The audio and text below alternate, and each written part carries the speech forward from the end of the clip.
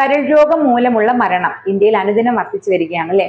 എന്തുകൊണ്ടാണ് ഇത്രമാത്രം regenerating capacity ഉള്ള ലിവർ സെൽസ് പോലും പൂർണ്ണമായിട്ട് നശിച്ച് ഇത്തരത്തിൽ മരണത്തിലേക്ക് നയിക്കുന്നതെന്ന് നോക്കിയാലോ?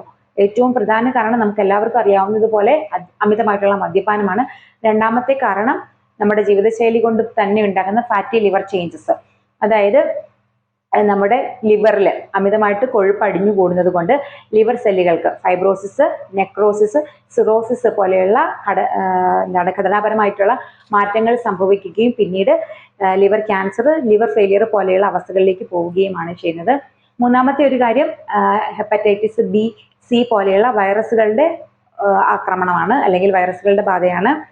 നാലാമത്തെ ഒരു കാര്യം ലിവർ സെൽസിനെ ബാധിക്കുന്ന ഓട്ടോ ഇമ്മ്യൂൺ രോഗങ്ങളാണ്, പലപ്പോഴും ഹെറിഡിറ്റി. പിന്നെ ജീവിതശൈലി രോഗങ്ങളായിട്ടുള്ള പ്രമേഹം, ബ്ലഡ് പ്രഷർ, കൊളസ്ട്രോൾ, ഇതൊന്നും ശരിയായ രീതിയിൽ നമ്മൾ മാനേജ് ചെയ്യുന്നില്ല. പിന്നെ ചെറിയ രോഗങ്ങൾക്ക് പോലും ആവശ്യവും അനാവശ്യവുമായിട്ട് ഓടിപ്പോയി മരുന്ന് മേടിച്ച് കഴിക്കുന്ന മലയാളികളുടെ പ്രവണത, ഇതെല്ലാം നമ്മളെ കരൾ രോഗത്തിലേക്ക് പതിയെ നയിക്കുന്ന കാര്യങ്ങളാണ്.